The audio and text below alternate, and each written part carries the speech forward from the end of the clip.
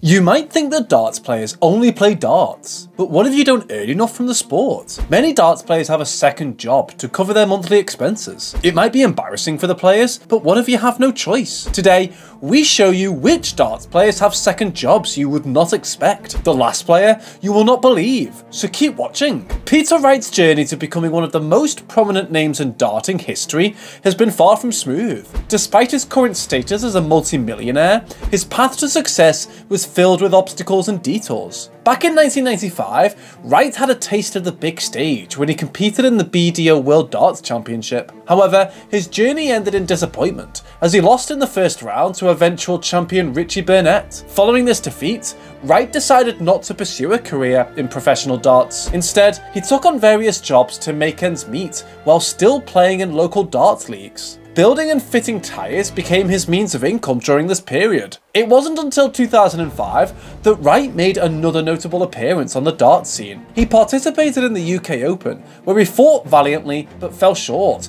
losing 5-4 in the third round to Dave Smith. Despite these setbacks, it was an event in 2007 that reignited Wright's determination to succeed in professional darts. As he sat watching the inaugural Grand Slam of Darts on television with his wife, Joanne, Wright casually mentioned that he had defeated some of the players competing in the tournament. Inspired by his words, Joanne encouraged him to pursue his dream of achieving success in the sport. This pivotal moment sparked a fire within Wright, motivating him to take the leap and commit to playing a full schedule of Professional Darts Corporation events in 2008. However, the early stages of his professional career were challenging, to say the least. Wright faced little success, earning a mere £1,200 in prize money. These meagre earnings left him struggling to make ends meet, living on a mere £14 a week after bills. There were even periods of unemployment, adding further uncertainty to his journey. But despite the setbacks, he knew he had unfinished business in the world of darts, and he refused to let his dreams slip away. This unwavering commitment ultimately paid off, propelling him to the top ranks of professional darts and transforming him into the superstar we know today. In 2020, Johnny Clayton made his debut in the Premier League darts in Cardiff. What set him apart from most top PDC players was that he still maintained a full-time job as a plasterer for Carmarthenshire Council. It was a rarity to find someone in his position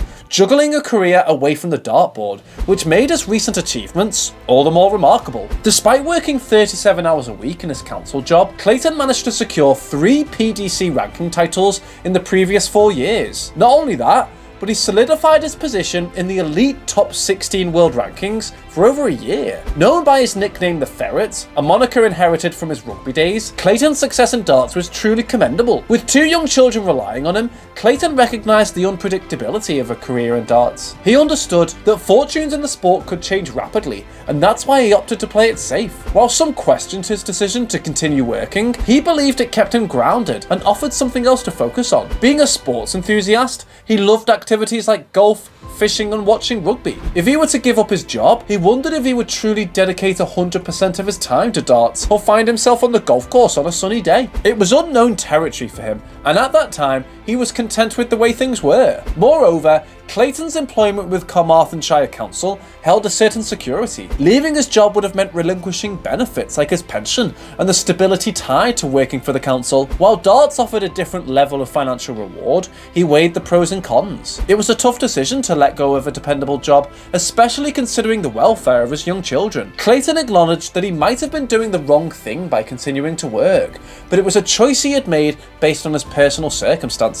Over the previous 2 years, Clayton had amassed an impressive £251,750 in PDC ranking events, not to mention his earnings from non-ranking tournaments. Nonetheless, he remained acutely aware of the fickle nature of the game. In sports, talent alone was not enough. Luck played a significant role. One could climb the ladder of success, only to be brought down just as swiftly if fortune wasn't on their side. Don't forget to hit the bullseye, so you never miss out on any of our amazing darts videos. The Premier League darts match against Michael Smith in Cardiff represented an opportunity for Clayton to potentially inch closer to bidding farewell to his day job. At the first challenger to compete in the Premier League, none of the temporary participants had managed to defeat a full-time Premier League player. However, Clayton, fueled by the support of his passionate home crowd, believed he had what it took to rewrite history. In darts, we all aspired to the same things, Clayton shared. We all wanted to be world champions. we all strove to grace Ali Pali, and making it into the Premier League was the next big goal. The road ahead was challenging,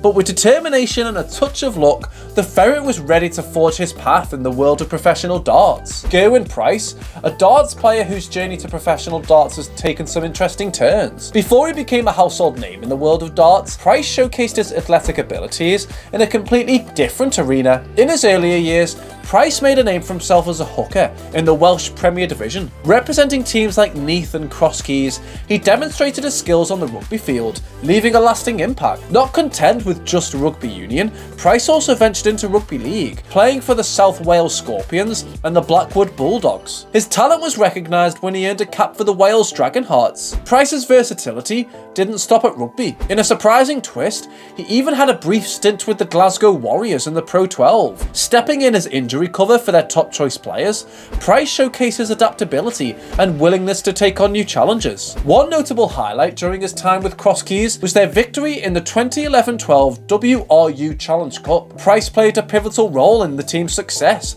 even scoring a try in the final. However, as time passed, Price made a life-altering decision in 2014. He decided to retire from rugby altogether, shifting his focus entirely to pursuing a professional darts career. But the sporting journey of Gerwyn Price doesn't end there. In a surprising announcement on Instagram, he revealed his plans for a boxing debut, scheduled to fight Rhys Evans at Valley Tavern, Blackwood, Wales on April 9th, 2022. Price's boxing aspirations gained attention. Unfortunately, the bout was postponed due to injury and rescheduled for May 13th, 2022. However, Price ultimately made the difficult decision to withdraw from the event based on medical advice. Despite his initial enthusiasm, he put his health first, opting to focus solely on his darts career. When it comes to professional darts players, their journeys to success often involved unexpected twists and turns. Michael van Gerwen, one of the most celebrated names in the sport, certainly had an interesting career trajectory before becoming a household name. While his path to stardom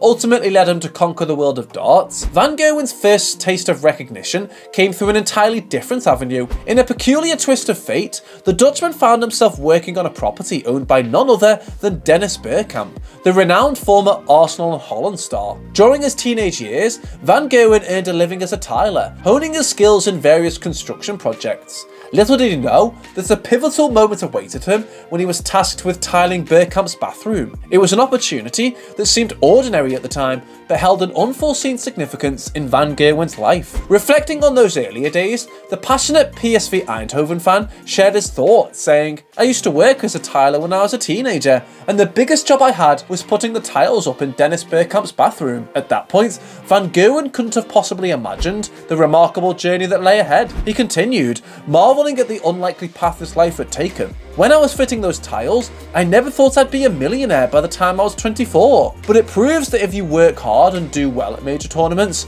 you can make a good living out of being a professional darts player. I don't think I would have been this rich if I had worked as a tiler until I was 70. Don't forget to hit the bullseye so you never miss out on any of our amazing darts videos. See you next time.